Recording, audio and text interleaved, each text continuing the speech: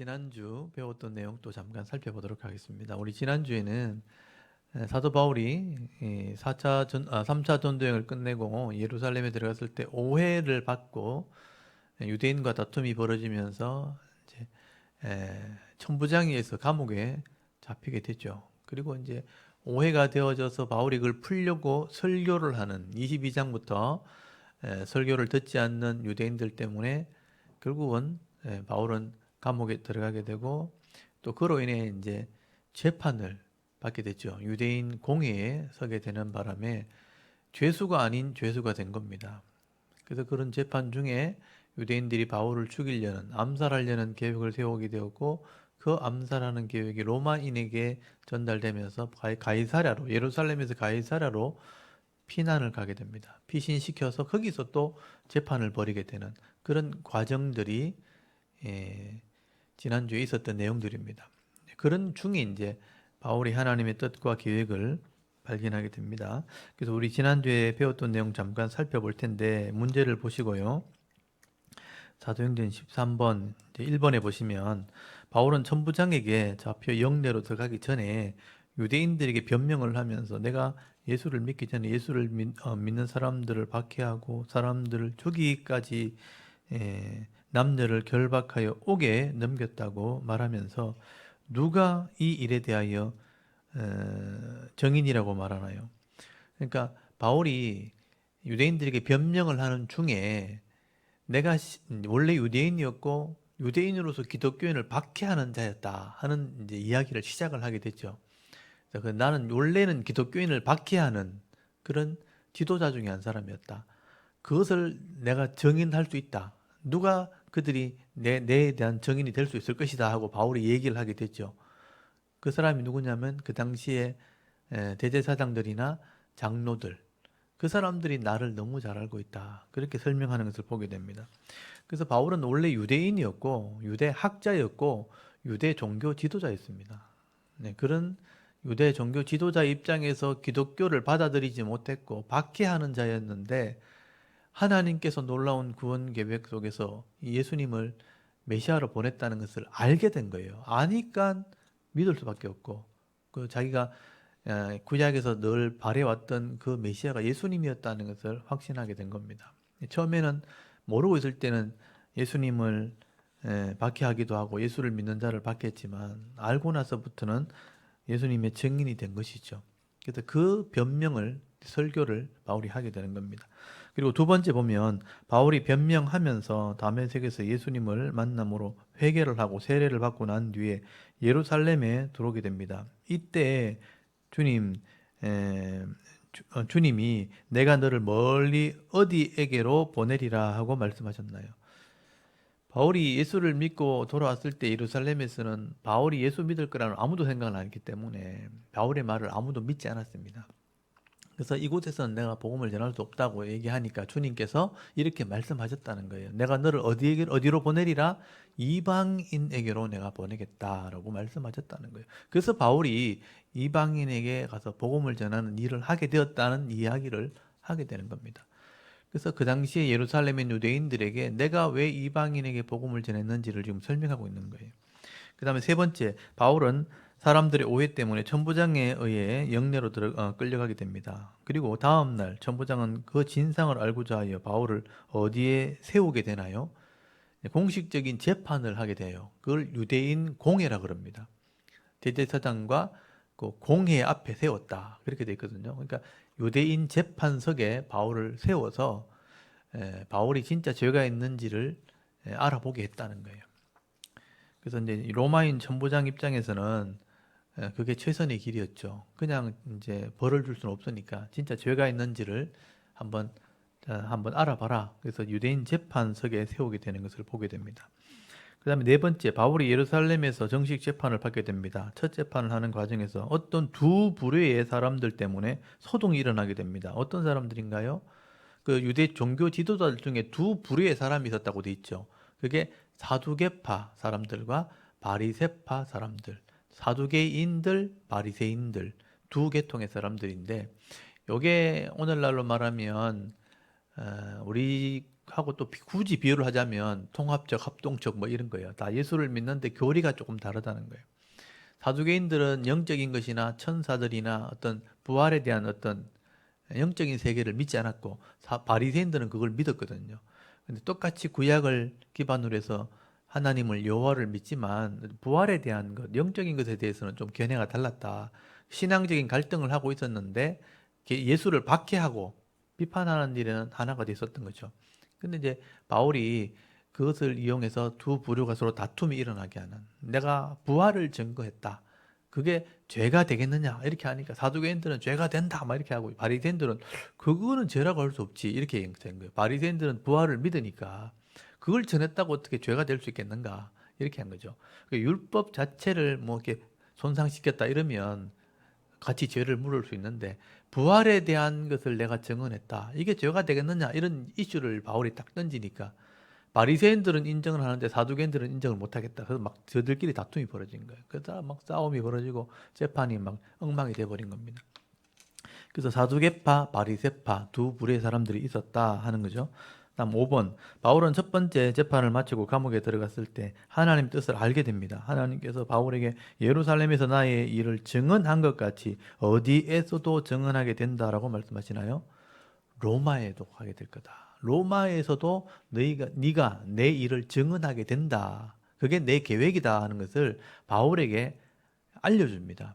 그러니까 꿈의 환상 중에 알려주셨지만 이게 바울에게 주셨던 개인적인 비전이죠. 그래서 이것이 이루어지기까지는 이런 재판의 과정을 통해서 가게 된다는 거예요. 그래서 겉으로 볼 때는 재판이 억울해 보이기도 하고 굉장히 힘든 과정 중에 하나였죠. 그게 2년 이상, 거의 한 2년 6개월 이상 걸립니다. 그리고 로마까지 가서도 2년 이상 걸리니까 거의 4년 6개월 정도 걸리거든요. 그러니까 4년 6개월이라는 기간을 굉장히 긴 시간이죠. 그런 과정을 거쳐서 바울이 로마까지 가서 복음을 증거하는 일을 하게 되는 거예요. 근데 바울이 예루살렘에 있을 때부터 그 일이 일어나기 전까지 일어날 때마다 감옥에서 갇혀 있고 재판을 받고 조롱을 당하고 이런 일을 당할 때마다 마음이 힘들 건데 하나님께서 힘들어하지 말라고 어차피 이런 과정을 거쳐서 로마까지 가게 되는 것을 설명을 하게 되는 거죠. 그래서 바울은 이런 로마로 가게 되는 하나님의 계획을 알면서부터 어떤 고난을 힘들어한 것으로 여기지 않고 즐기게 되는 거죠. 그러니까 여유를 가지게 됐다 하는 겁니다. 이게 어떻게 보면 신앙이죠. 우리가 눈앞에 일어나는 이런 현상만 보면 이게 다 나한테 힘든 거고 짐이 되고 어려운 건데, 이런 과정을 거쳐서 어디까지 이르게 된다는 것을 알게 되면 그게 이제 즐기는 거죠. 등산을 할 때도 마찬가지죠. 정상까지 가본 사람들은 요거 고비 지나면 곧 정상 온다. 조금만 더 지나가면 정상 온다. 그걸 알기 때문에 그 고비가 와도 앞으로 일어날 그것도 다 이렇게 생각을 하고 가잖아요. 근데 처음 가본 사람들은 저기까지만 가면 되는 줄 알고 차까지 가야지. 아, 그까지 가도 정상이 아니야. 그럼 또 힘들어. 아이고, 죽겠다 그러고. 조금만 지나면 된다 해도 또 그것만 가지고 가다 보면 또 힘들면 또 아이고 힘들다 그러고. 그러니까 이 앞에 보는 사람과 보지 않는 사람의 차이가 큰 거죠. 인생도 마찬가지죠. 내가 어떤 과정을 거쳐서 어떤 일을 하게 될 것을 미리 알고 있는 사람들은 고난이 와도 그게 여유가 되고 즐거움이 되는 겁니다. 근데 바울이 이런 비전을 가지고 있을 때 그런 고난들을 여유를 가지면서 잘 지내게 되었다 하는 것을 알 수가 있습니다. 그 다음에 여섯 번째, 바울이 재판하는 과정에서 유대인들이 바울을 암살할 계획을 세우고 있다는 것을 알게 됩니다. 그래서 천부장은 바울을 가이사라로 이송을 하게 됩니다. 그리고 바울은 가이사라에서 몇 년을 있게 되나요? 거기서 이태를 있었다고 되어 있거든요. 이태면 2년을 있었다는 겁니다. 그래서 이 2년 기간 동안 바울은 가이사랴에서 로마의 총독에 의해서 보호를 받게 되고 유대인들이 손대지 못하게 되죠. 동족이 도리어 바울을 죽이려고 하니까 로마인들이 바울을 보호합니다. 로마의 시민권을 가지고 있었기 때문에. 네, 그렇게 하는 대신에 사람들이 오는 것을 막지 않았고 물건을 가지고 온다든지 또는 방문해서 위로한다든지 이것을 영접하도록 허락을 해줬거든요. 그래서 이제 누가라든지 또 바울의 동력자들이 거기서 예루살렘이나 성지를 오가면서 예수님의 그 당시에 자료들을 소집하게 됩니다. 수집을 하게 되죠. 그러니까 그 당시가 바울이 복음을 전하고 할 때가 AD 50년에서 60년 사이거든요. 그러니까 AD 50년, 60년이면 예수님이 AD 30년경에 사역을 했기 때문에 예수님 죽으시고 곧 얼마 안 된 1, 20년, 20년, 30년 사이거든요. 그러니까 그 안에 실제적인 예수님의 증거들, 예수님이 사역했던 증거들이 그대로 다 남아있는 상태이기 때문에 그때 살았던 사람들, 예수님 만났던 사람들이 다 살아있을 때이기 때문에 예수님에 대한 어떤 사역에 대한 정보들을 그대로 수집할 수 있는 상황이었습니다. 그때 이 누가가 이런 정보들을 다 수집을 하게 됩니다. 예루살렘이나 베들레헴이나 또 갈릴리나 이 지역을 돌아다니면서 성지에서 예수님의 어떤 사역 정보들을 다 수집을 하게 해가지고 그걸 정리해서 쓴 것이 바로 누가복음입니다. 그래서 예수님의 탄생 기사가 거기 나와 있고 예수님이 사역했던 당시에 이 로마의 총독들과 그 당시 지도자들 이름이 다 기록되어 있죠. 그래서 예수님께서 사역했던 내용들을 차례대로 정리해서 그 총독에게 그러니까 데오빌로라는 각하에게 이 글을 뜬다 하면서 이 글을 쓰게 되죠. 사도행전도 그런 목적으로 누가가 기록을 하게 됩니다. 그래서 누가복음과 사도행전은 누가라는 사람이 정리해서 기록한 바울의 사역입니다. 그리고 예수님의 사역입니다. 그래서 누가복음과 이 사도행전이 성경이 되어진 것은 바울이 가이사랴에 2년 갇혀 있는 그 기간 때문에 생긴 겁니다. 그러니까 이런 과정이 어떻게 보면 바울에게는 고통이고 고난이었지만 하나님 보실 때는 우리 신학교의 성도들에게는 엄청난 유산이 되고 자산이 된 거예요. 이런 누가복음이나 사도행전이 있었기 때문에 바울이 어떻게 사역했는지를 우리가 다 알게 되는 거예요. 하나님께서 이런 성경들을 기록할 수 있도록 가이사라 2년 동안이라는 기간을 하나님께서 허락하신 겁니다. 그 다음에 7번째, 유대인들은 가이사라까지 말 잘하는 변호사까지 데리고 와서 재판을 하게 됩니다. 이때 따라간 변호사의 이름은 무엇인가요? 더둘로라는 변호사입니다. 이 더둘로라는 우리식으로 따지면 검사죠. 죄를 구형하려고 이 바울이 이 유대교에 큰 범죄를 저질렀다 하는 것을 조목조목 로마의 재판관 총독에게 설득을 하면서 구형을 해달라, 사형을 내려달라 이런 식으로 검사처럼 구형을 하게 되는 거죠. 그 사람이 도둘로라는 사람이었습니다. 그 다음 8번 유대인은 가이사랴까지 가서 바울을 고발합니다. 정치적으로 또 종교적으로 그 죄를 묻게 되는데 바울이 어떤 죄를 지었다고 고발하나요? 이 도둘라라는 사람이 총독에게 로마 총독에게 바울의 죄명을 이제 고발을 해야 되기 때문에 뭐라고 했냐면 정치적으로는 선동했다. 그러니까 로마에 대항해서 백성들을 반란을 일으키는 주동자였다. 소유를 일으키는 주동자였다. 예수님처럼 했다는 거예요. 그러니까 데모 주동자 또는 반역죄 이런 죄를 물었고요. 두 번째 종교적으로는 신성모독죄, 성전을 더럽혔다는 거예요. 그러니까 유대교로 봐서도 그렇고 로마인이 봐서도 그렇고 이 사람은 사형에 해당된 사람이라고 이제 고발을 한 거죠. 그렇게 이 유대인들이 바울의 죄를 그렇게 고발을 한 겁니다. 그리고 8번 똑같은 번호가 8번인데 여기 번호가 좀 잘못됐죠. 9번입니다. 8번이라고 보시고요. 바울이 가이사라에 갇혀 있는 동안 총독 벨릭스와 그의 아내 드로실라에게 말씀을 전하게 됩니다. 이때 바울은 어떤 말씀을 강론했나요? 그러니까 갇혀 있는 동안 그 총독, 그 가이사라를 관리하는 총독과 그 부인에게 자주 만나고 좀 말씀을 전하게 됐죠. 그때 의를 전했다고 돼 있고 절제를 전했다고 돼 있고 또 마지막 때 장차 있을 심판, 종말의 심판에 대해서 말씀을 강론했다, 전했다라고 돼 있습니다. 그러니까 이 로마인들이 이 권력자들이 최고의 권력자, 그 당시 총독이면요 오늘날의 어떤 한 지역을 다스리는 도지사 또는 한 나라의 왕과 같은 그런 신분을 가진 사람입니다. 대단한 권력자죠. 그러니까 그 당시에는 분봉왕이 있었기 때문에 유대 쪽에서는 유대인으로 세울 총독 그 사람이 분봉왕입니다. 그러니까 유대인 쪽에 있는 사람을 분봉왕이라고 그러고 로마인 쪽에서 세운 지도자를 총독이라고 말했단 말이에요. 그러니까 유대인 쪽에서 볼 때는 왕과 같은 권한을 가진 사람이에요. 그러니까 가이사라 지방에 있는 총독은 굉장한 권력자입니다. 권력자니까 오늘날의 왕처럼 되는 권력자니까 물질이나 돈이나 어떤 사람들을 다루는 데는요 최고의 권력을 가진 사람이에요. 그래서 이런 사람들이요 부인을 2명씩 3명씩 그렇게 지금 이 함께 있던 드루실로라는 사람도 세 번째 부인입니다. 세 번째 부인. 이 드루실라라는 이 그 부인이 있죠. 드루실 그 벨릭스의 부인 드루실라라는 사람. 이 사람이 그 갈릴리 지역에 있는 분봉왕 아그리파 2세의 여동생이거든요. 그러니까 자기 그 유대인 그 로마의 총독이기 때문에 로마에 거주하는 동안은 유대인에게 잘 보여야 되니까 유대인 여자와 결혼한 거예요. 그러니까 분봉왕이니까 유대인이 왕이잖아요. 유대인 왕의 여동생이니까 유대인 여자거든요. 그런 권력층의 여자와 이제 결혼하게 된 거죠. 그래서 자기 권력을 유지하면서 유대인들을 통치하려고 그렇게 한 겁니다. 그러니까 부인이 두 명씩 세 명씩 되고 그 드루실라는 여자도 세 번째 결혼이거든요. 그러니까 이혼하고 뭐 이렇게 또 헤어지고 그렇게 막 이렇게 몇 번씩 결혼한 사람들이 권력의 그 자기 그 당시에 다 어렵고 힘든 시절에 권력층에서 자기가 뭐 하고 싶은 거 다 하고 싶은 거 다 하려고 이제 그 권력을 그 누리려고 그런 사람들 쪽에서 결혼을 했기 때문에 이 사람 저 사람 막 갈아타는 그런 사람들입니다. 근데 그런 사람들 정치인들에게 바울이 이제 하나님 말씀을 가르친 거죠. 의를 행해야 된다. 그리고 절제해야 된다. 그리고 심판이 있다. 이런 얘기를 하게 된 거예요. 그러니까 이 사람들이 얼마나 두려웠겠어요. 바울의 말을 들을 때. 그런 정치하는 사람들 앞에 지금 우리나라도 정치가 지금 굉장히 혼탁한 상황으로 지금 흘러가고 있거든요. 이런 상황에서 그걸 줄 서고 따라가는 게 아니고 그런 속에서 바른 게 뭔지를 설교하는 게 필요한 거예요. 말씀을 가르쳐야 됩니다.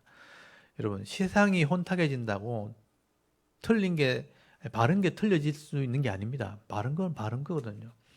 그것을 가지고 있는 사람들이 있기 때문에 그래도 이렇게 혼탁해도 유지가 되는 겁니다. 그래서 그것을 가르치고 설교해야 될 사람들이 교인들입니다. 교인들. 목사님들이고 성도들이고 교회가 그 일을 해야 되는 거죠.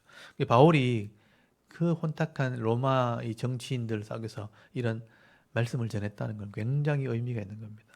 바울이 죄수의 몸으로 들어갔지만 그런 지도자들을 만났을 때 이런 설교를 했고 말씀을 가르쳤다 하는 게 여러분 굉장히 중요합니다.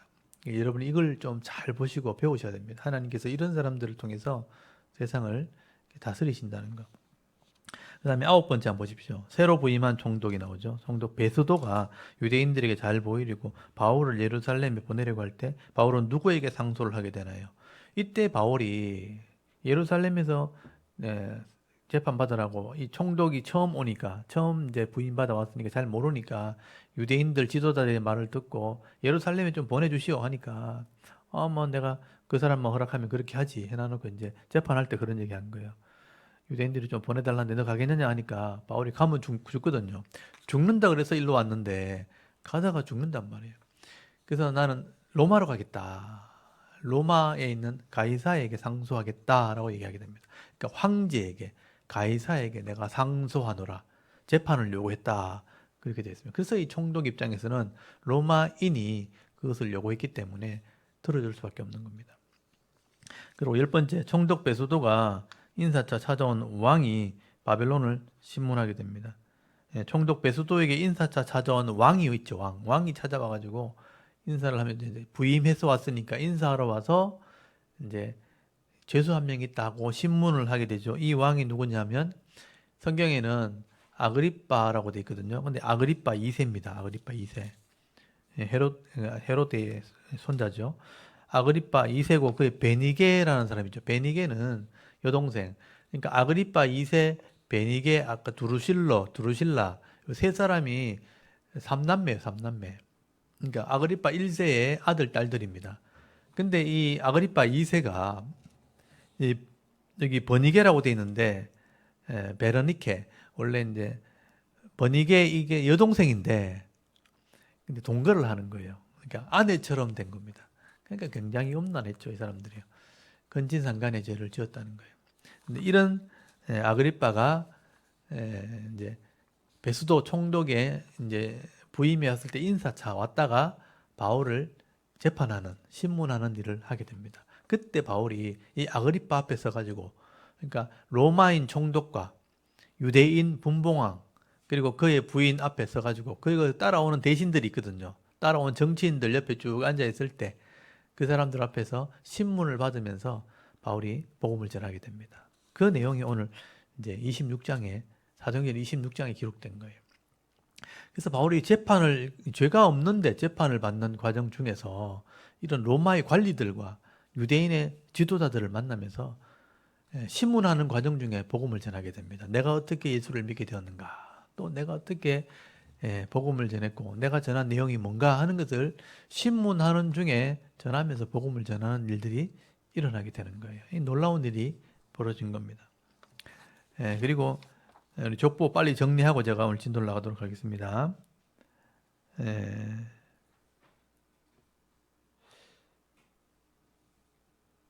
우리 족보 아담서부터 예수님까지 아담, 셋, 에노스, 게난, 마할랄렐, 야렛, 에녹, 우두셀라, 라멕, 노아 10대 손이죠. 홍수 심판 이후에 셈의 10대 손, 셈, 아르박사, 셀라, 에벨, 멜렉, 루, 수룩, 나홀, 데라, 아브라함. 아브라함부터 다윗까지 아브라함, 이삭, 야곱, 그다음에 12아들 중에 유다, 베레스, 헤스론, 람, 아미나답, 나손, 살몬, 보아스, 오벳, 이세, 다윗. 이거 실제 왕이 되고요. 그다음에 솔로몬 때 그 지역을 지배하게 됩니다. 근데 이제 우상을 섬기면서 나라가 둘로 나눠지면서 실패의 모델이 북이스라엘. 북이스라엘은 여로보암부터 호세아까지, 여로보암, 나답, 반역, 바하사, 엘라, 반역, 시므리 또 반역, 오므리, 아합, 아하시아, 요람 또 반역, 예후, 요아스, 여로보암, 이제 스가랴 반역, 살룸 또 반역, 머나헴, 버가히야 또 베가 반역, 그다음에 호세아 반역, 아수르에게 멸망, 혼혈 족속, 혼합 종교 끝 이렇게 된 거죠. 그다음에 솔로몬의 아들 로보암 미약하기 시작하죠. 로보암, 아비암, 아사, 요사밧 계속 타락하다가 요사밧 때 좀 개혁을 좀 합니다. 아사도 좀 개혁을 했고, 근데 요사밧 때 결정적으로 아합의 딸이 시집 오면서 며느리가 되는 바람에 4명의 왕이 타락해요. 그래서 이 요사밧 다음에 줄줄이 이제 굉장히 위험한 지경에 빠집니다. 4명의 왕을 기억해야 되겠죠. 그래서 이 2명은 북쪽의 이름하고 똑같습니다. 요람, 아시아, 그 다음에 요아스, 아마샤까지 다 우상을 섬기다 비참하게 죽고, 그 다음에 후반전 우시아가 새롭게 나라를 개혁합니다. 우시아, 근데 문둥병 걸려 죽죠. 요담, 아하스, 히스기야가 마지막 기회입니다. 근데 므낫세가 태어나서 나라를 망쳐버리죠. 근데 아몬 요시아 때 일꾼을 키우는 교육을 조금 합니다. 그 다음에 요아스 애굽에 잡혀가 죽고, 요야김 1차, 요야긴 2차, 시드기야 3차 나라가 망합니다. 그래서 망한 뒤에 가서 다시 돌아와서 예수님까지 14세. 그게 잡혀간 왕 중에 여고냐, 스알디엘, 수룹바벨, 그 다음에 아비옷, 엘리야김, 아소르, 사독, 아킴, 엘리옷, 엘라살, mattan, 야곱, 요셉, 예수님이 태어나서 다시 하나님 말씀을 가르치고 또 다시 언약을 내서 유대인들은 이제 나중에 구원받겠지만 속죄와 부활을 이루시는 게 예수님의 사역의 핵심은 속죄와 부활입니다. 십자가와 부활, 죄 문제를 해고 영생의 첫 문을 열어놓는 게 부활이에요. 그래서 첫 열매죠. 영생의 첫 열매, 부활의 첫 열매지만 사실은 영생의 첫 열매입니다. 그리고 성령이 오셔가지고 이것을 다 알게 하고 전하게 하는 사역 종말까지, 그게 마지막 종말 시대입니다. 그래서 그 일을 위해서 바울이 쓰임받았고, 복음이 전해서 더 이상 구원받을 사람이 없을 때 유대인이 마지막으로 깨닫고 돌아옵니다. 그리고 심판하고 새로운 시대가 완전히 열리게 되죠. 그게 하나님의 계획입니다. 그때까지 예수를 믿고 구원받아라. 그리고 살아있는 사람들은 이 시대에 이 은혜를 누리다가 천국 갈 준비해라. 그렇게 말씀하신 거예요. 이 성경을 우리가 믿을 만한 거죠. 세상의 어떤 것보다 성경이 믿을 만한 겁니다. 그래서 여러분 잘 배우셔서 이왕이면 제대로 믿으시고요. 그리고 이 땅에 있는 동안 좀 의미 있게 좀 사시면 됩니다. 우리 인생 별로 길지 않아요. 지금 기껏해야 3, 40년 하면 끝납니다. 더 이상 할 수 있는 기력이 없어요. 그때까지 할 수 있는 걸 하셔야 되는 거죠. 근데 이거 할까 저거 할까 갈등하다 시간 다 보내는 거죠. 이것 조금 저것 조금 하다가 시간 다 보내면 나중에 뻔히 보여도 못합니다. 할 수 있을 때 하셔야 돼요. 할 수 있을 때. 자, 이게 바울을 보면서 그런 걸 좀 잘 배우시면 좋겠어요. 오늘 26장을 펴놓으십시오. 사도행전 26장을 다 펴놓으시고, 바울이 지금 예루살렘에서 한번 재판받다가 사두개인 바리새인 싸우는 바람에 엉망돼 버렸죠. 죽이려고 그래가지고 가이사라 이동했는데 가이사라 재판받다가 또 이게 제대로 안 됐죠. 그래서 이제 허지부지 2년 가까이 지나가 버리고, 그 다음에 그 베소도가 와가지고 또 한번 재판하고, 그리고 마지막에 이제 아그리빠가 와서 네 번째 재판을 하게 되는 장면이 나오게 된 거예요. 이제 아그리빠가 와서 또 바울을 재판하게 되는데, 여러분 26장 한번 잘 보십시오. 26장 1절에 보면 아그리빠가 바울에게 이르되, 이제 재판정에 선 거예요. 여기 이제 아그리빠는 제가 아까 말했던 것처럼 아그리빠 2세입니다. 아그리빠 2세. 아그리빠 2세가 바울에게 이르되 너를 위하여 말하기를 네게 허락하노라 하니, 이제 바울이 말합니다. 이에 바울이 손을 들어 변명하되, 아그리빠 왕이여, 유대인이 고발하는 모든 일을 오늘 당신 앞에서 변명하게 된 것을 다행히 여기나이다. 특히 당신이 유대인의 모든 풍속과 문제를 아심이니이다. 왜냐하면 이 아그리빠 2세는 유대인입니다. 그러니까 헤롯 대왕, 예수님 당시 헤롯 대왕의 손자니까 유대에서 나고 자란 정치인의 아들이죠. 그러니까 유대인 왕입니다. 그래서 이 유대의 풍속이나 율법이나 이런 내용들을 다 아는 거죠. 그러니까 당신이 율법을 너무 잘 알고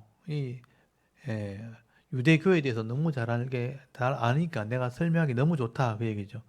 그러므로 내 말을 너그러이 들으시기를 바라나이다. 내가 처음부터 내 민족과 더불어 예루살렘에서 젊었을 때에 생활한 상황을 유대인이 다 아는 바라. 바울이 젊었을 때라고 말하는 거 보면 지금 늙었다는 걸 알 수 있죠.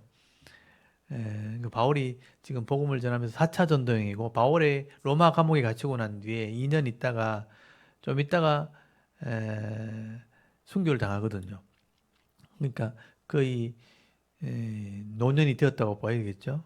젊을 때 상황을 유대인들이 너무 잘 압니다. 그러면서 5절에 일찍부터 나를 알았으니 그들이 정언하려 하면 내가 우리 종교의 가장 엄한 팔을 따라 바리새인의 생활을 하였다고 할 것이라. 이 사람들이 물어보면 내가 바리새인이라는 거 너무 잘 알 겁니다. 얘기하죠. 6절, 이제도 여기 서서 신문 받는 것은 하나님이 우리 조상에게 약속하신 것을 버리는 까닭이니, 바라는 까닭, 죄송합니다. 우리 조상들에게 약속한 것을 바라는 까닭이니, 이 약속은 우리 12지파가 밤낮으로 간절히 하나님을 받들어 섬김으로 얻기를 바라는 바인데, 아그리빠 왕이여, 이 소망으로 말미암아 내가 유대인에게 고소를 당한 것이니다. 그래서 이제 율법을 지키고 행하는 것은 당연히 우리가 해야 될 것인 줄 다 알고 있다는 거죠. 근데 이제 그것 때문에 내가 지금 동족에게 고발을 당한 겁니다. 8절, 당신은 하나님이 죽은 자들을 살리심을 어찌하여 못 믿을 것으로 여기나이까? 그러니까 여기 죽은 자가 살아나심을 하는 게 뭐냐면 부활을 얘기하는 거예요. 그러니까 율법을 전하는 것 때문에 내가 이렇게 고발을 당했는데, 그 중에 하나가 부활에 대한 것이라. 당신은 믿지 않습니까? 그렇게 해요. 그러니까 바리새파 사람들은 이걸 다 믿거든요, 부활을. 그래서 9절에 나도 나사렛 예수의 이름을 대적하여 많은 일을 행하여야 될 줄을 스스로 생각하고 예루살렘에서 이런 일을 행하여 대제사장들에게 고난을 받아가지고 많은 성도를 옥에 가두며 또 죽일 때에 내가 찬성 투표를 하였고 또 모든 회당에서 여러 번 형벌하여 강제로 모독한 말을 하게 하고 그들에게 대하여 심히 격분하여 외국 성에까지 가서 박해하였고, 바울이 이제 예수 믿는 사람 핍박할 때 그 신성모독죄로 그 스데반을 돌로 쳐 죽였거든요. 그때 찬성보를 던졌다 이렇게 얘기하죠. 자기 같이 학문했던 스데반을 기독교인이라고 죽일 때 내가 찬성했던 사람입니다. 그리고 여기 회당에서 여러 번 벌을 주면서 강제로 모독하는 말을 하겠다는 말 나와요. 그러니까 예수를 저주해라 이런 식으로 모독하는 말을 하게 하는 그런 일도 막 했다는 거예요, 바울이. 아주 바울도 독하게 했죠. 네. 그러니까 지금 예수님을 모르는 사람들이 굉장히 똑똑한 사람들이 있거든요. 그러니까 세상의 상식이나 세상의 지식에 가득 차서 예수님 믿는 게 도저히 이해가 안 될 사람들은 예수님을 막 저주하고 욕하는 사람이 있단 말이에요. 그러니까 모르면 그렇게 할 수 있다는 거예요. 바울이 그랬다는 거예요. 나도 몰랐을 때는 그랬다. 그런데 알고부터는 예수님이 옳다는 것을 알고부터는 예수님을 증언하는 사람이 됐다는 얘기를 하게 되는 거예요. 그래서 지금 이렇게 예수를 잘 몰라서 막 이렇게 말하는 사람들 보면 여러분 그건 너무 미워하지 마십시오. 나중에 진짜 알게 되면요 후회할 날이 옵니다. 몰라서 그런 거예요. 몰라서. 우리가 이해 안 되는 사람 참 많죠. 그러니까 한마디로 말하면 몰라서 그런 거예요. 몰라서. 몰라가지고 자기 지식에 있는 그거밖에 모르는 거예요. 그러니까 모르니까 막 큰 소리 치고 욕하고 저주하고 하는 겁니다. 근데 이렇게 예수를 믿는 사람 저주하다가 그게 12절에 이 일로 대제사장들의 권한과 위임을 받고 다메섹으로 갔나이다. 왕이여 정오가 되어 길에서 보니 하늘로부터 해보다 더 밝은 빛이 나와 내 동행을 둘러 비치는지라. 바울이 지금 다메섹 가다가 빛을 만났다고 얘기하죠. 눈부신 빛을 보면서 깜짝 놀라게 됩니다. 14절 우리가 다 땅에 엎드러지며 내가 소리를 들으니 히브리 말로 이르되 사울아 사울아 네가 어찌하여 나를 박해하느냐 가시체를 뒷발질하기가 네게 고생이니라. 이 번역이 좀 어렵게 돼 있죠. 가시를 가진 발로 뒷발질하면 네가 더 고생된다. 네가 더 피해를 입는다. 가시를 들고 기독교인을 핍박했잖아요. 그 핍박하고 뒷발질을 하면 말처럼 뒷발질을 하다가는 그게 네게 더 고통이 되는 거다. 이렇게 말했다는 거예요. 나를 박해하는 것이 네가 고통받는 거다 하니까 15절 내가 대답하되 주님 누구시니까 주께서 이르시되 나는 네가 박해하는 예수다 그랬다는 거예요. 그러니까 예수님 핍박하러 가다가 네가 네한테 더 고통스러운 일을 네가 하느냐 당신 누굽니까 하니까 네가 박해하는 예수다 그랬다는 거예요. 깜짝 놀란 거죠. 16절 일어나 너의 발로 서라. 내가 네게 나타난 것은 그 네가 나를 본 일과 장차 내가 네게 나타날 일에 너로 종과 증인을 삼으라면 이 바울의 사명이죠.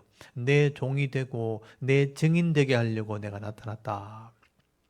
17절 이스라엘과 이방인들에게 내가 너를 구원하여 그들에게 보내어 그 눈을 뜨게 하여 어둠에서 빛으로 사탄의 권세에서 하나님께로 돌아오게 하고 죄사함과 나를 믿어 거룩하게 된 무리 가운데 기업을 얻게 하리라 하고 내한테 말했다는 거예요. 바울이 그걸 간증하고 있는 거예요. 재판받으러 가가지고요. 내가 예수를 핍박하는 자였는데 유대인에게 고발을 당했습니다. 내가 유대인과 같은 일을 하는 사람, 같은 신앙이 있는데 고발을 당했습니다. 그게 예수님 부활 전하다 그렇게 된 겁니다. 하면서 막 설명을 하다가 예수 만난 얘기를 하는 거예요. 예수님을 내가 만났습니다. 그러네. 이 유대인 총독 입장이나 분봉왕 입장에서는 그런 얘기 처음 들어보거든요. 정치인들이 그런 얘기 들어볼 일이 없죠. 신앙에 대한 간증을 들어본 거예요. 바울이 그런 얘기를 하는 것입니다. 네, 그래서 여기 보면 바울을 불러가지고 18절에 보시면 네가 저들의 눈을 뜨게 만들어가지고 어둠에서 빛으로 사탄의 권세에서 하나님께로 이게 표와 같죠 표와 어둠에서 빛으로 사탄에게서 하나님께로 그들을 이렇게 인도하는 일을 하게 해라 그렇게 말했다는 겁니다. 그래서 네 기업이 크게 될 것이다 그런 말을 들었다는 겁니다. 그래서 19절에 아그리빠 왕이여 그러므로 하늘에서 보이신 것을 내가 거스르지 아니하고 먼저 다메섹과 예루살렘에 있는 사람과 유대 온 땅과 이방인에게까지 회개하고 하나님께로 돌아와 회개에 합당한 일을 하라 전함으로. 그래서 내가 유대인들도 이방인들도 이 복음을 전하면서 하나님께 돌아오라고 말했습니다. 그리고 21절 유대인들이 성전에서 나를 잡아 죽이고자 하였으나 여기서 이제 문제가 된 거죠. 그래서 복음을 전하고 3차 전도에 끝내고 예루살렘 갔는데 유대인들이 나를 죽이려고 하는 겁니다. 22절 하나님의 도우심을 받아 내가 오늘까지 서서 높고 낮은 사람 앞에서 증언하는 것은 선지자들과 모세가 반드시 되리라고 말한 것밖에 없으니 곧 그리스도가 고난을 받으실 것과 죽은 자 가운데서 먼저 다시 살아나사 이스라엘과 이방인들에게 빛을 전하리라 함이니이다 하니라. 그래서 바울이 죄인 될 죄목이 없다는 얘기를 하고 있는 거예요. 나는 지금 하나님이 주신 사명 가지고 구약의 말씀을 가지고 예수님을 증언했을 뿐이다. 그게 십자가와 부활이었다 하는 얘기를 하고 있는 겁니다.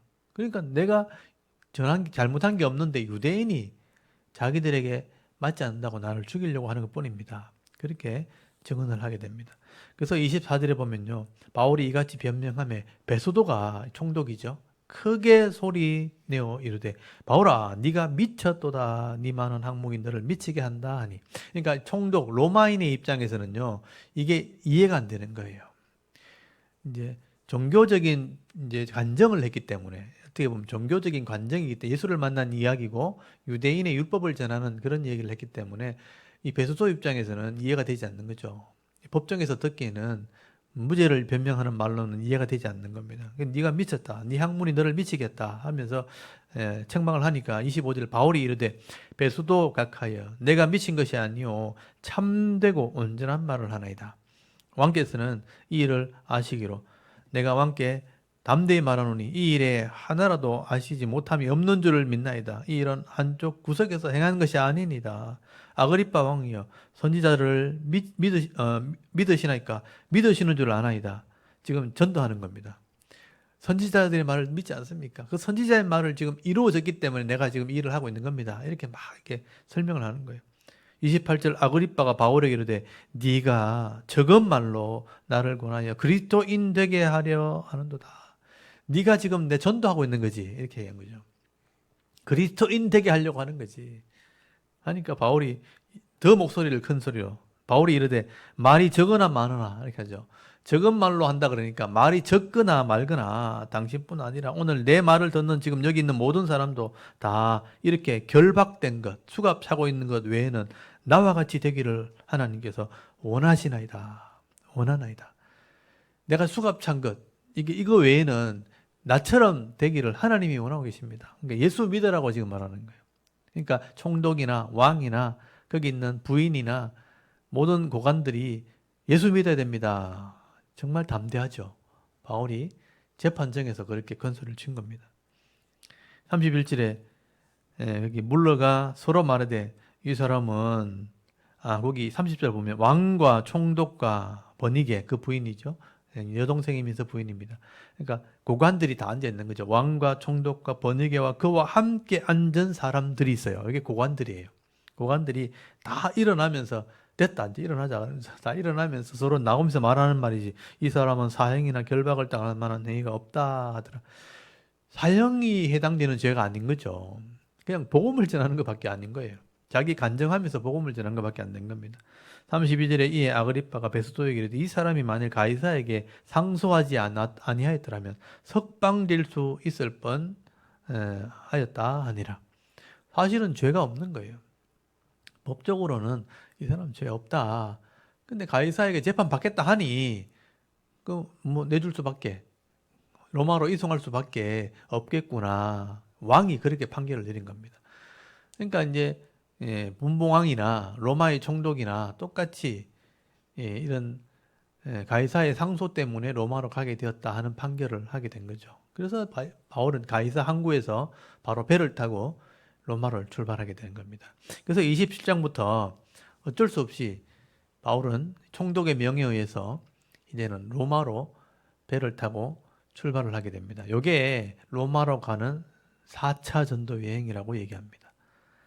그래서 죄수 아닌 죄수가 되어서 로마까지 가는 행로를 우리는 4차 전도 여행이라고 말합니다. 그래서 27장부터는 4차 전도 여행의 출발이죠. 그래서 이제 때가 되었을 때 배를 타고 떠납니다. 그때는 이제 겨울이었기 때문에 배를 타고 가는 게 쉬운 일이 아니었어요. 그 당시에는 이제 돛담 큰 범선인데 바람을 이용해서 가는 배예요. 사람이 노를 젓기도 하고 바람을 이용해서 가는데 그때는 이제 북서풍이 불기 때문에 이렇게 밑으로 바람이 불기 때문에 배를 타고 가는 게 쉽지 않습니다. 근데 이제 행로를 따라서 가게 되는 거예요. 27장 1절 보세요. 우리가 배를 타고 이탈리아에 가기로 작정되매 바울과 다른 죄수 몇 사람이 아구스도대의 백부장 율리오란 사람에게 맡기니 여기 백부장 율리오가 이 죄수를 이송하는 일을 하게 됩니다. 그래서 바울 외에 다른 죄수도 함께 이동을 하게 됩니다. 여기 2절에 아시아 해변 각처로 가려 하는 아드람무떼노 배에 이 아드람무떼노라는 호, 요게 이제 무라로 가는, 그러니까 아시아 쪽으로 가는 배입니다. 그래서 이 배를 타고 가서 아시아 가가지고 거기서 배를 갈아타게 돼요. 근데 그런 항구에서 이렇게 이동하는 배가 있었던 것 같아요. 그래서 이제 제가 지도를 좀 이제 보여드리면 지도를 보면서 따라오시면 됩니다. 이걸 잘 모르시면 여기 가이사라 항구가 있죠. 예루살렘에서 가이사라 가가지고 여기서 여기 무라라고 하는 곳이 있어요. 무라. 여기까지 가는 배입니다. 여기까지 가는 배를 타고 아드람무떼노 호를 타고 이제 올라가게 됩니다. 그래서 이제 요 항로 두로에 갔다가 무라까지 여기서 가게 되는데 요 과정을 설명하고 있는 거예요. 그래서 아드람무테노라는 배에서 우리가 올라 항해할 때 마게도냐의 데살로니가 사람 아리스다고도 함께했다. 누가가 함께했고요. 누가가 이 글을 썼던 누가도 함께 있었고 아리스다고라는 사람이 함께하게 됩니다. 이 아리스다고라는 사람은 알려지지 않는 인물이에요. 그런데 굉장히 신실한 사람입니다. 데살로니가 사람, 그러니까 유럽 사람이에요. 유럽 사람인데 바울의 동력자가 되어 있었습니다. 그래서 이제 알게 모르게 이 죄수로서 이렇게 끌려가는 거잖아요. 그런 행로에 동참을 했다는 거예요. 아마 물질적인 후원이나 여러 가지 살피기 위해서 바울을 돕기 위해서 동참을 했던 것 같아요. 그러니까 참 이름 없이 봉사한 사람이죠. 아리스다고도 함께 이 배를 타고 바울을 따라갔다라고 되어 있습니다. 3절에 이튿날 시돈, 아까 지도에 나왔죠. 시돈에 왔다가 여기 율리오가 바울을 친절히 대하여 친구들에게 가서 대접받기를 허락했다. 이 두로에 잠깐 들러가지고 사람들도 만나고 인사도 하고 그렇게 허용을 했다는 거예요. 그리고 4절 또 거기서 우리가 떠나가다가 맞바람을 피하여 구브로 해안을 의지하여 하고 항해하여 또 길리기아와 밤빌리와 바다를 건너 루기아의 무라시에 이르렀다. 아까 시도해 봤던 무라시에 도착을 합니다. 거기서 백부장이 이탈리아로 가려 하는 로마로 가는 알렉산드리아호로 배를 갈아타요. 여기까지 이제 무라까지 가는 배였기 때문에 거기서 다 내려서 알렉산드리아 호를 갈아탑니다. 그리고 7절에 배가 더디 가서 바람이 자꾸 안 맞으니까 여러 날 만에 간신히 니도 맞은편에 이르러 풍세가 더 허락하지 아니하므로 살모네 앞을 지나 그레데 해안을 바람막이로 행하여 간신히 그 연안을 지나 미항이라는 곳에 이르니 라세아시에 가깝더라. 여기 미항이라는 곳이 이제 요 대륙 육지에서 벗어나 가지고 여기 그레데 섬에 있는 항구입니다. 요 미항까지 오게 된 거예요. 미항. 요 지중해 중간에 있는 이제 미항까지 오게 되었는데 여기서 이제 바람이 안 맞는 거예요. 여러 날을 지나게 됩니다. 그래서 구절에 보시면요. 여러 날이 걸려 검식하는 절기가 이미 지났으므로 항해하기가 위태한지라 바울이 그들을 권하여 말하되 여러분이 내가 보니 이번 항해가 하물과 물건과 배만 아니라 우리 생명에도 타격과 많은 손해를 끼칠까 하되 백부장이 선장과 선주의 말을 바울의 말보다 더 믿더라. 여기 보면 선장과 선주가 나오죠. 선주는 배 주인이고 선장은 배를 항해하는 권한을 가진 사람입니다. 근데 이 사람들은 물건을 옮겨주고 돈을 받는 사람들이거든요. 그러니까 빨리 가야 비용이 줄잖아요. 그게 날이 자꾸 길어지면 식비가 들죠. 인건비가 들죠. 그러니까 이 항해 일수를 줄이는 게 자기는 도움이 되는 거예요. 그러니까 빨리 가고 싶은데 날이 안 맞으니까 바울이 입장에서는 천천히 가도 된다 하니까 이 사람들은 아니다, 빨리 갑시다. 이렇게 막 주장을 한 거예요. 그러니까 이 군인들 입장에서는 빨리 가자는 선주의 말을 들을 수밖에 없는 거예요. 그래서 이제 급하게 나서게 된 거예요. 바람이 맞지 않는데 급하게 나서게 됩니다. 그래서 11절에 백부장이 선장과 선주의 말을 바울의 말보다 더 믿더라. 그 항구가 겨울을 지내기에 불편하므로 거기서 떠나 아무쪼록 베닉스에 가서 겨울을 보내고자 하는 자가 더 많으므로 베닉스는 그레데 항구라 한쪽 서남을 한쪽 서부를 향하여 있더라. 남평이 순항에 불며 그들이 뜻을 이룬 줄 알고 닷을 가마 그레데 해변을 끼고 항해하더니 보시면 여기 미항이라는 곳이 있는데 이게 베닉스라 어디냐면 요 옆에 도시가 하나 있어요. 미항에서 베닉스 바로 옆입니다. 그러니까 그레데 섬의 같은 지역인데 미항이라는 지역은 숙소도 부족하고 사람들이 겨울을 지내기에는 부족한 거예요. 그래서 베닉스 쪽으로 가서 좀 쉬자 하고 배를 옮기는데 베닉스에 가려고 갔는데 바람이 안 맞아가지고 지동해로 떠밀려 가버려요. 떠밀려 가는 바람에 광풍을 만나게 됩니다. 그래서 거기 15절에 보면 배가 밀려 바람을 맞추고 갈 수 없어 가는 대로 두고 쫓겨 가다가 가우다라는 작은 섬 아래 지나가서 간신히 거루를 잡아. 거루가 뭐냐면 작은 배, 보트. 그러니까 요즘 말로 하면 비상시에 쓰는 작은 배 있죠.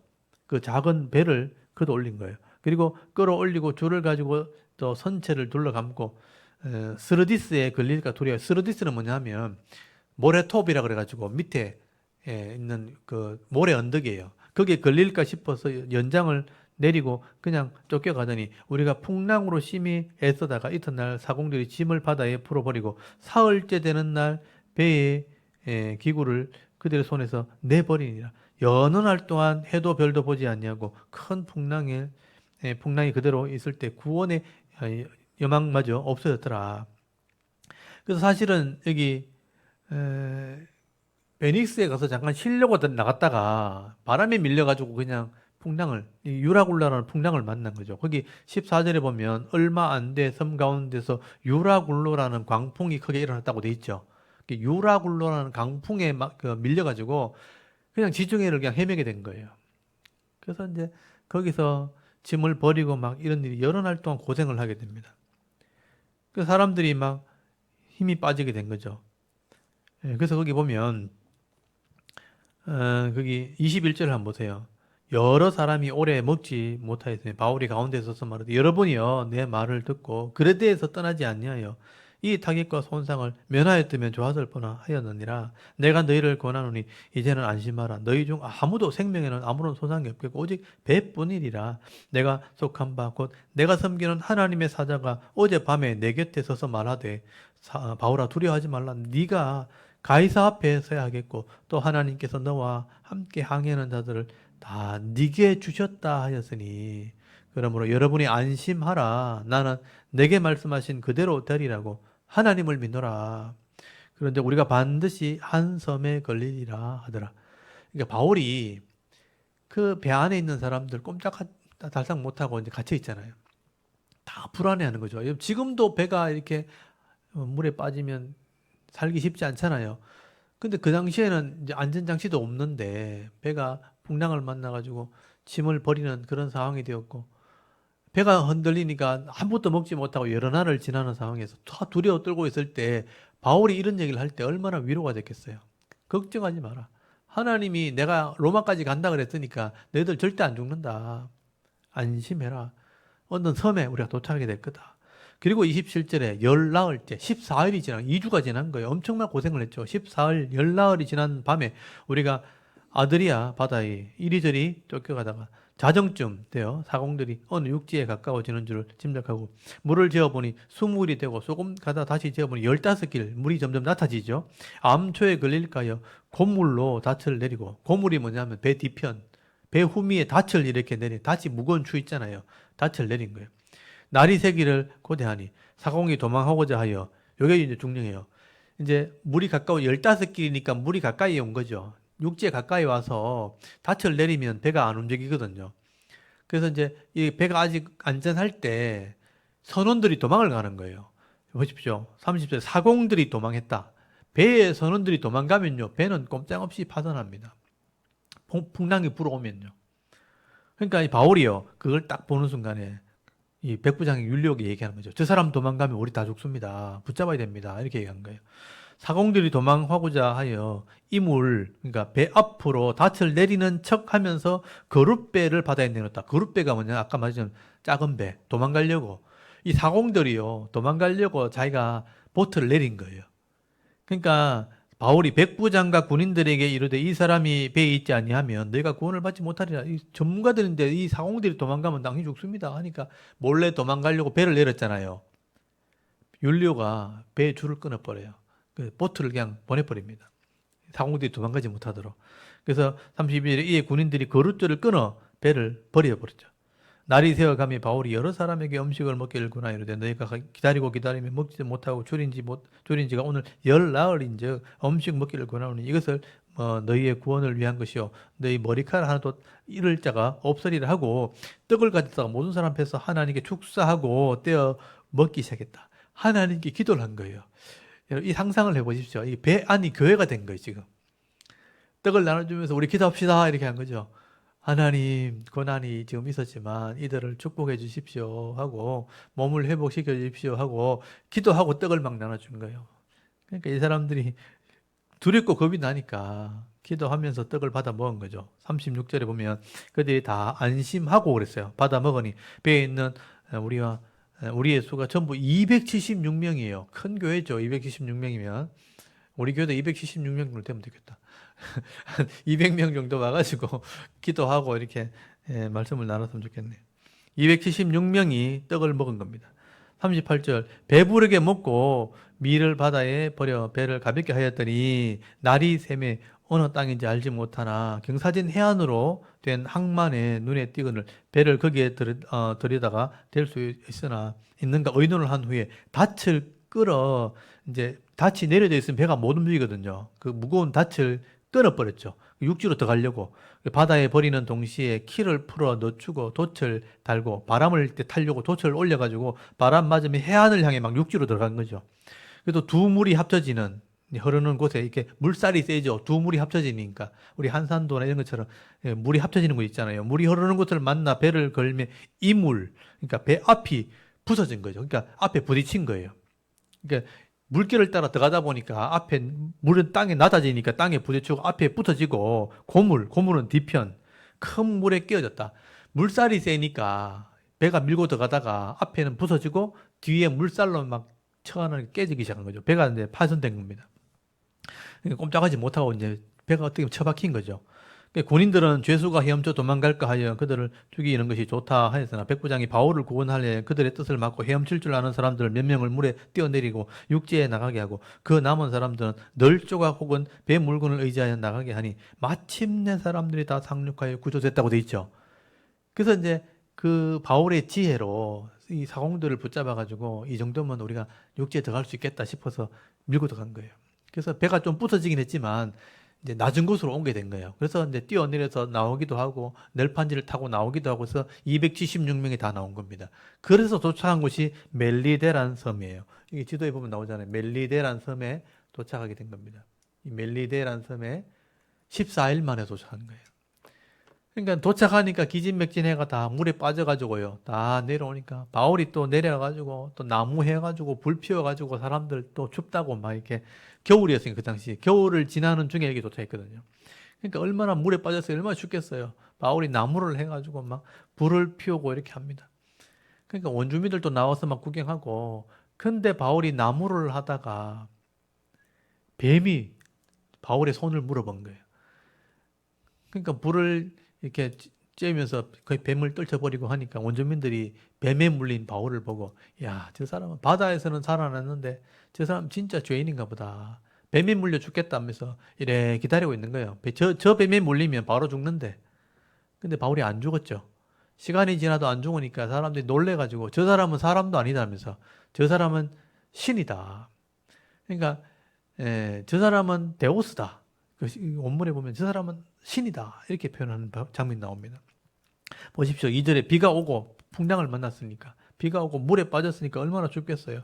바울이 거기 3절에 나무 한 묶음을 거두어 불에 넣으니 뜨거움으로 말미암아 독사가 나와서 그 손을 물고 있는지라 원주민들이 이 짐승이 그 손에 매달려 있음을 보고 서로 말하되 진실로 이 사람은 살인한 자로다. 바다에서는 구조를 받았으나 공의가 그를 살지 못하게 하미로다 하더니 바울이 그 짐승을 불에 떨어버리고 조금도 상함이 없더라.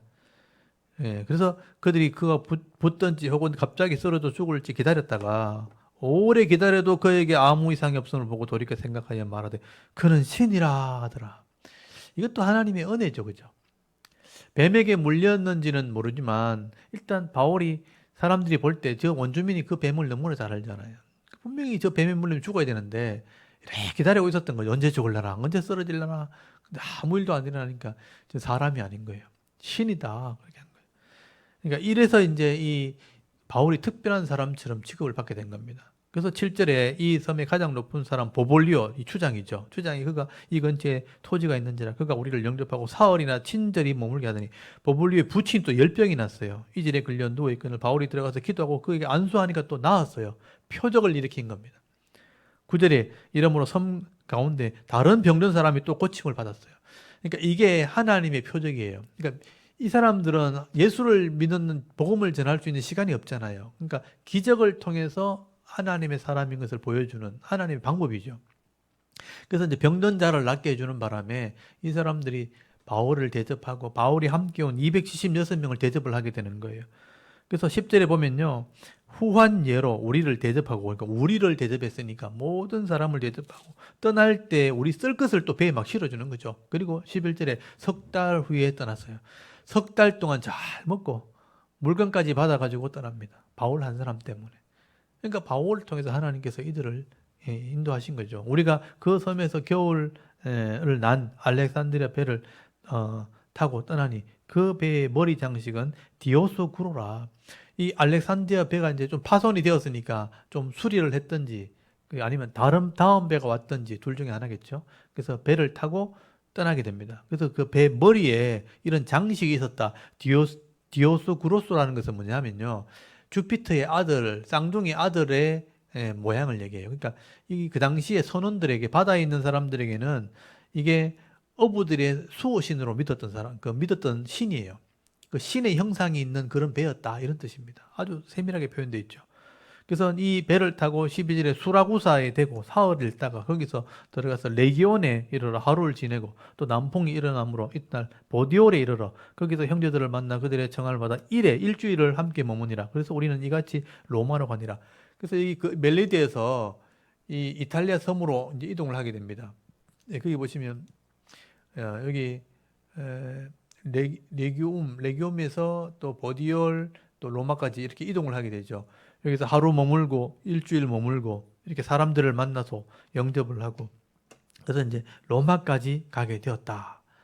그래서 로마에서 바울이 셋집에 머물면서 재판을 기다리는 그런 일들을 하게 됩니다. 그래서 바울은 이렇게 로마에까지 가는 행로 중에도 많은 일들이 있게 돼요.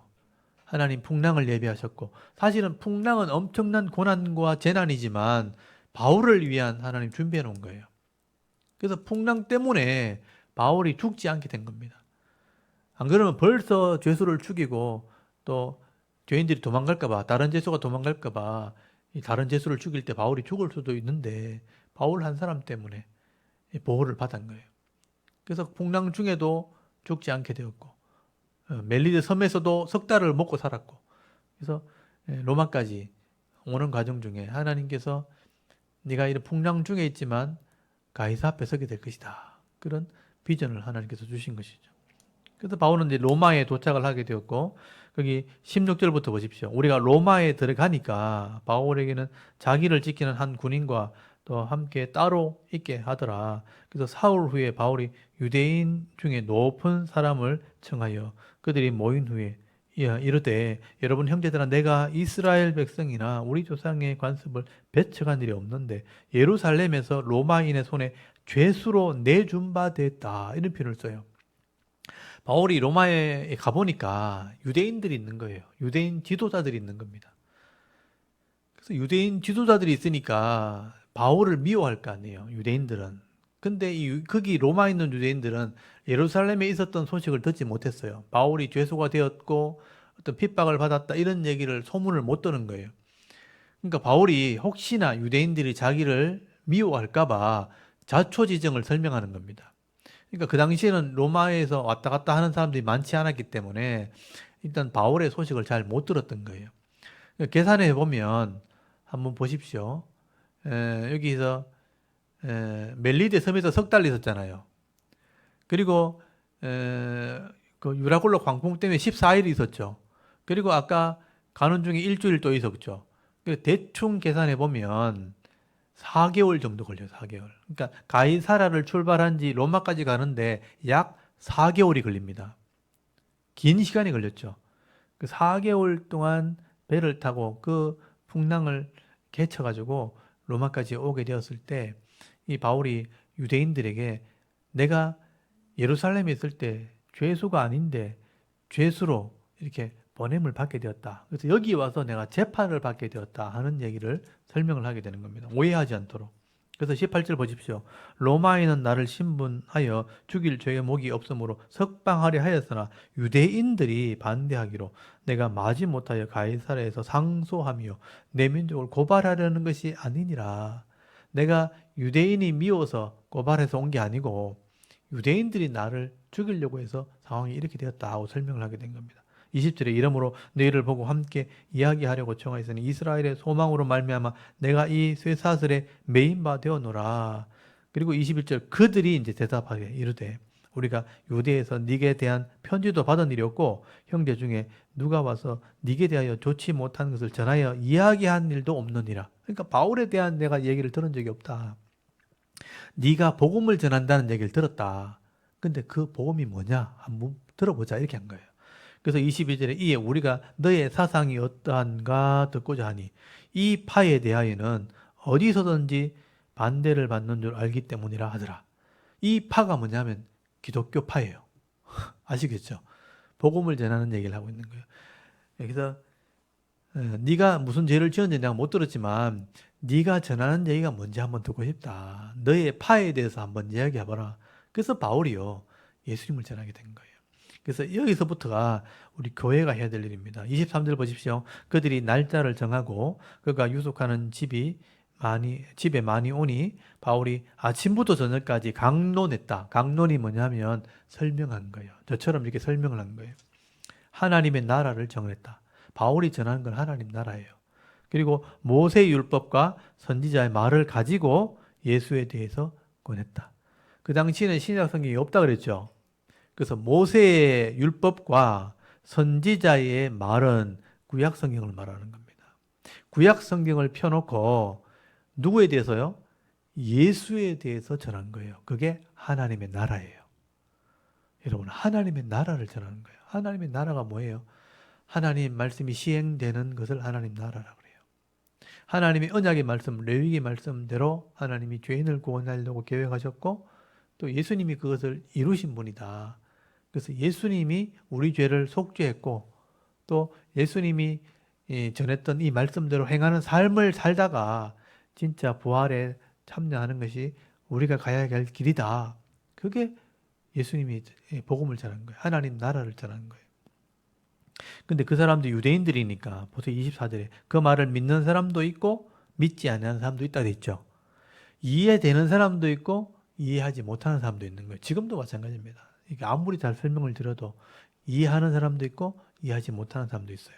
근데 25절 서로 맞지 아니하여 흩어질 때에 바울이 한 말로 이르되 성령이 선지자 이사야를 통하여 너희 조상들에게 말씀하신 것이 옳도다. 그래서 이사야 말씀을 인용하는 거예요. 이사야 말씀을 보면요.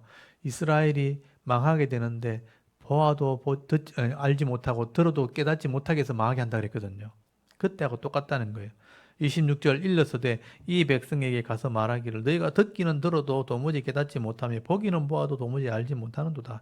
이 백성의 마음이 둔하여져서 그 귀로는 둔하게 듣고 그 눈으로는 감았으니 이 눈으로 보고 귀로 듣고 마음으로 깨달아 돌아오면 내가 고쳐줄까 함이라 하였으니 그런즉 하나님의 이 구원이 이방인에게로 보내진 줄을 알라. 그들은 그것을 들으리라 하더라. 바울이 이사야서 말씀을 인용한 거예요. 바울이 이사야서 말씀을 인용한 것은 그 당시에 이사야 때 하나님의 말씀을 전해도 듣지 못했고 보아도 깨닫지 못했을 때 너희들이 이 복음을 받아들이지 않았기 때문에 망하게 될 거다. 그리고 이것이 이방인에게 증거된다고 했는 것이 너희들 보고 하는 말이구나 하면서 이제 너희들이 못 깨달으면 구원받지 못할 거다. 그 얘기를 했다는 거예요. 그리고 29절 없음이라고 되어 있지만 다른 사본에는 있습니다. 그게 3번이라고 되어 있고 옆에 읽어보시면 그들이 막 변론하면서 물러갔다 이렇게 되어 있어요. 바울의 말을 들으면서 바울의 말이 맞다 아니다 그러면서 막 그렇게 하면서 물러갔다. 그리고 바울이 30절 바울이 이런 일을 2년 동안 했다. 이태를 자기 셋집에 있었어요. 그러니까 바울은 이때는 감옥에 있은 게 아니고 가택 연금 움직이지 못하게 나오지 못하게 연금 상태였고 사람들이 오는 것을 막지 않았어요. 그래서 복음을 전할 수 있었던 거예요. 2년 동안 셋집에 머물면서 자기에게 오는 모든 사람들, 오는 사람들을 영접하고 31절이 중요해요. 하나님의 나라를 전파하며 주 예수 그리스도에 관한 모든 것을 담대하게 또 거침없이 가르치더라. 담대하게 거침없이. 담대하게라는 말은 사실은 숨김없이 이런 의미예요. 숨김없이 또 거침없이 자유롭게 가르쳤다. 디다스코, 말씀을 가르치는 사역을 한 거예요. 이게 바울의 사역입니다. 바울이 마음대로 다닐 수는 없었는데요. 오는 사람들을 영접하면서 하나님 나라와 예수 그리스도에 관한 모든 것, 구약의 성경을 가지고 예수님을 담대하게 거침없이 자유롭게 가르치는 사역을 2년 동안 한 겁니다. 그래서 바울은 여기서 가르치는 것도 끝냈을까요? 아니요. 이제 이걸 정리하기 시작합니다. 교리를 정리하기 시작하죠. 그래서 참 하나님을 믿는 성도, 로마서가 에베소 3년 사역할 때 복음이 뭔가, 죄인이 구원받는 게 뭔가를 정리했다면, 그럼 구원받는 사람들의 모임이 뭐겠어요? 교회예요, 교회. 교회가 뭔가 하는 것을 정리하게 돼요. 그게 에베소서예요. 몸된 교회. 그리고 교회의 머리가 되신 분이 예수님이죠. 예수님은 뭘까? 골로새서입니다. 그래서 에베소서와 골로새서는 교회가 뭔가 하는 걸 정리한 거예요. 그리고 빌립보서, 빌립보 교회, 마게도냐에 있는 교회 성도들에게 연보를 보내오는 거죠. 선교 현금을 보내오니까 너무 감사해요. 그래서 교회 안에 여러 가지 어려움도 있다 하니까 그 어려움을 해결하기 위해서 바울이 사랑의 편지를 쓰게 되는 게 빌립보서입니다. 그리고 빌레몬서, 빌레몬의 집에 죄수가 그러니까 돈을 훔쳐가지고 로마 도망한 거죠. 바울이 그 사람 만나고 회개시키고 다시 돌려보내는 거예요. 죄인을 돌려보내면서 이를 받아줄라 추천서를 써서 보낸 게 빌레몬서입니다. 사랑으로 받아주라. 죄인이지만 형제가 되었다. 가족이 되었다. 네 아들 삼아라. 교회에 사랑을 전한 게 빌레몬서입니다. 그래서 이 네 개의 편지를 쓰게 되는데 이걸 옥중서신이라 로마에서 썼던 편지라고 얘기하는 거예요. 그래서 에베소서, 골로새서, 빌립보서, 빌레몬서, 앱골빌몬 요건 이제 옥중서신입니다. 앱골빌몬 네 개 옥중서신 요거를 다음 주에 제가 설명을 드리겠습니다. 바울이 감옥에 있으면서 전한 것, 하나님의 나라, 예수에 관한 모든 것, 그리고 교리 정리, 앱골빌몬 요거는 네 가지를 편지를 쓴 내용들을 다음 주에 차근차근 또 배워보도록 하겠습니다. 그리고 이 옥중서신을 쓴다고 2년 동안 복음을 전한 뒤에 여러 가지 상황 속에서 바울은 재판을 죄가 없으니까 재판을 받지 못하고 죄수로 죄가 이제 없어진 거죠. 풀려나게 됩니다. 풀려나면서 그 편지 썼던 곳을 다시 확인을 하러 가게 되죠. 그래서 그레데 섬에 에베소에 데살로니가 그 마게도냐에 가게 됩니다. 그리고 또 마지막으로 성도들을 모아가지고 집회를 하다가 붙잡히게 되고 네로 황제, 그 당시에 로마 황제 네로 황제에게 붙잡혀서 이제 정치 수용소 감옥에 들어오게 됩니다. 그래서 두 번째 감옥에 들어갔을 때 바울이 나중에 네로 황제에 의해서 이제 사형을 집행받게 되죠. 그래서 이제 순교를 당하는 게 로마에서 순교를 하는 일이 벌어지게 됩니다. 그래서 풀려나서 돌아오는 그 과정을 이제 다섯 번째 5차 전도 여행이라고 보통 이야기를 하게 됩니다. 그래서 로마로 오는 행로는 4차 전도 여행. 잠깐 이제 2년 뒤에 풀려났을 때 있었던 일들은 5차 전도 여행. 보통 그렇게 이야기를 하게 되는데 이제 그건 다음 시간에 또 설명드리도록 하겠습니다. 여러분 바울의 행로를 보시면요. 이게 하나님의 섭리예요. 바울이 계획해서 간 게 전혀 아니죠. 예루살렘에 교회를 위해서 연보 전하러 또 선교 보고하러 예루살렘 갔다가 죄수 아닌 죄수가 돼버려가지고 그거 해결하다가 막 이리 뛰고 저리 뛰다니고 하다가 이 사람이 죽이려고 하면 이렇게 피하고 이거 맞고 하다가 가이사랴까지 갔다가 가이사랴에서 또 신문하면 또 재판하면 또 간증하고 전도하고 복음 전하고 하다가 지금 풍랑을 만나가지고 헤매고 막 하나님 도와주시는 은혜 속에 또 해결하고 하다 보니까 로마까지 간 거예요. 그것까지 가가지고 오는 사람 영접하고 만나서 얘기하고 복음을 전하고 열심히 살았어요. 그게 다 복음 전하는 사역이었습니다. 우리도 마찬가지죠. 직장 다니고 교회 와서 섬기고 또 집에 일 터지면 또 해결하고 그거 하면서 복음을 전하는 거예요. 우리가 언제 전도회가 전도지 만들어가 전도합니까? 그 삶이 전도가 돼야 되고 삶이 복음 전하는 삶이 돼야 되는 거예요. 그러다가 나중에 주님 오라면 그냥 가야 되는 거예요. 뻥 터지면 가야 되고 병 들어가 죽으면 가야 되고 그러다가 가는 겁니다, 여러분. 그래서 언제 우리가 계획을 내가 전도하고 이렇게 하는 게 아니에요. 삶 속에서 말씀대로 살면서 그게 사는 게 전도가 돼야 되고 그게 삶이 말씀을 가르치는 삶이 돼야 되는 겁니다. 그러니까 우리 주일날 와서 교사한다고 이렇게 해서 말씀을 가르치는 게 아니에요. 그거는 하나의 작은 사역일 뿐이고 진짜 여러분이 복음을 전하는 것은 집에서, 직장에서, 삶의 현장에서 거기서 복음을 전하는 겁니다. 만나는 사람에게 또 내가 상대하는 그런 사람들을 만났을 때 어려움 주는 사람 만났을 때 그 사람을 통해서 하나님이 나와 함께 하십니다. 바울이 그랬잖아요.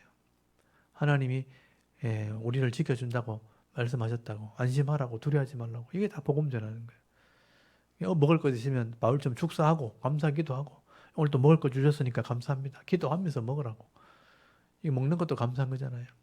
지금 나라가 지금 혼란스럽게 되었다고, 큰일 났다고, 큰일이 어디 있어요. 이렇게 흘러가는 겁니다. 이렇게 하다가 하나님 이 속에서도 또 바르게 정치하고 바르게 믿음으로 살아가는 사람 통해서 이 나라를 지켜주시고 성도들에게 또 위로하시고 하는 겁니다. 그래서 여러분 일주일 동안 삶을 살아갈 때도 여러 가지 상황들이 있겠지만 이 속에서 나는 하나님의 나라 사람으로 어떻게 살아가야 될 것인가 기도하고 또 말씀 순종하면서 살아가는 그게 여러분의 신앙이고 여러분의 전도가 되어야 되는 거죠. 그렇게 일주일 동안 또 열심히 사시다가 또 하나님이 주시는 은혜를 누릴 수 있는 그런 은혜가 있기를 바랍니다. 우리 잠깐 기도하고 마치겠습니다. 하나님, 오늘도 이 샤론 성경 강좌를 통해서 이 사도 바울의 이 복음 전하는